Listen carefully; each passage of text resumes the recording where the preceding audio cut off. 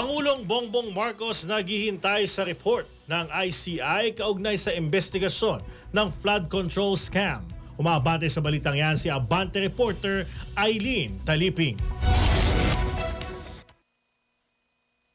Naghihintay si Pangulong Ferdinand Marcos Jr. kung ano ang report at kung ano ang magiging rekomendasyon ng Independent Commission for Infrastructure kaugnay sa kanilang investigasyon sa maanumalyang flood control projects. Ito ang inihayag ni Palace Press Officer Atty. Claire Castro matapos matanong kung ano ang naghihintay na kapalaran ng ICI dahil dadalaw na lamang ang natirang opisyal ng komisyon. Ayon kay Castro, hinihintay lamang ng presidente kung ano ang maaring maibigay at kung ano ang kailangan ng ICI. Kung ano anya ang magiging rekomendasyon ng ICI ay iyon ang susundin ng Pangulo at hindi ito ang magsasabi kung kailangan na bang tapusin ang trabaho ng komisyon. Tanging sina ICI Chairman at retired Supreme Court Associate Justice Andres Reyes na lamang at Special Advisor and Investigator Rodolfo Azurin ang naiwan sa komisyon matapos magbitiw ang dalawang commissioners nito. Matatanda ang binuo ni Pangulong Marcos Jr. ang ICI upang imbestigahan ang mga opisyal ng gobyerno at mga halal na politikong nangurakot sa pera ng taong bayan sa pamamagitan ng flood control projects na hindi natapos o kaya naman ay ghost projects. Ako si Eileen Taliping.